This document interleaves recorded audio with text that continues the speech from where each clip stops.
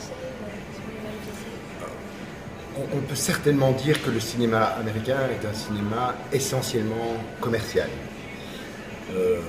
qui a déteint un petit peu sur la France, mais malgré tout, et c'est ça qui fait sans doute la différence entre les deux systèmes, c'est que la France a gardé sa spécificité.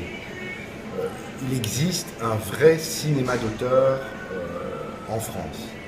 Il y a un cinéma commercial, mais tout un chacun peut écrire un film, le tourner avec ses envies, sans avoir les producteurs sur son dos, les grandes majors américaines, comme c'est le cas aux États-Unis.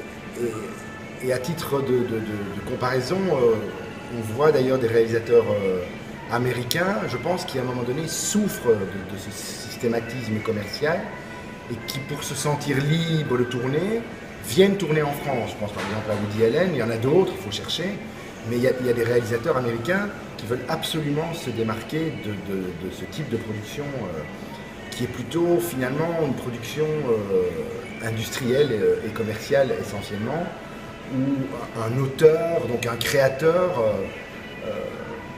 a du mal à s'exprimer finalement. Voilà. En fait, il existe une organisation de films indépendants aussi, de films d'auteurs aux États-Unis, qui a été créée par Robert Redford dans les années, je pense, dans les années 80-85, en réaction aux majors américains, qui est un peu le festival indépendant américain, bon, à vérifier. Il y a un festival aux États-Unis qui s'appelle le festival de Sundance.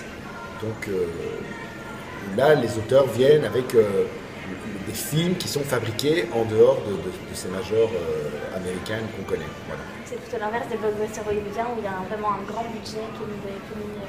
Eh ben, en France, c'est ce qu'on appelle le cinéma français, le cinéma européen, le cinéma d'auteur en fait, où on a des toutes petites productions qui vont faire un film avec 100 000, 500 000 euros maximum.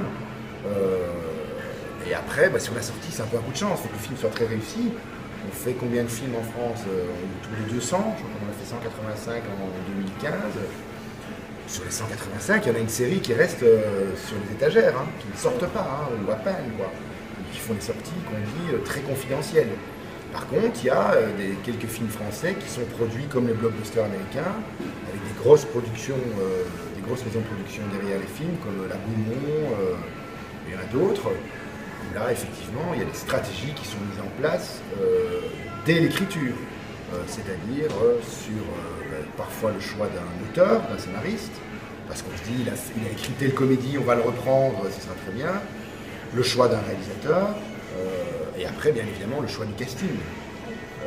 Parce que, bien évidemment, on vend un film sur un casting, les acteurs sont, oui ou non, comme on dit, bankable, quoi. Voilà. Est-ce que le star system est-il aussi présent dans les films français que dans les films aux États-Unis? Je pense que non, mais il a quand même fallu tenir compte de ce que faisaient les Américains. Je pense que les Américains sont beaucoup mieux organisés que nous en France, sont beaucoup plus puissants. Et en même temps, je pense qu'en France, on a quand même repris ces recettes-là, et je me demande même si les Américains, à un moment donné, n'ont pas repris nos recettes. Je pense par exemple à toute la série des films qu'il y avait sur De Funès, j'espère que ça vous dit quelque chose quand même. Voilà, à un moment donné, De Funès, on montait des films sur lui, il a tourné une série de comédies, il les a enchaînées les unes derrière les autres. Et pareil, on a fait Visiteur 1, Visiteur 2, Visiteur 3. Donc je pense que les Américains se sont appuyés un peu sur nous et vice-versa. Bon, les Américains sont effectivement très au point sur sa méthode de rentabilisation de la production. Voilà, nous on a un petit peu de mal encore en France, mais ça va mieux, ça va beaucoup mieux.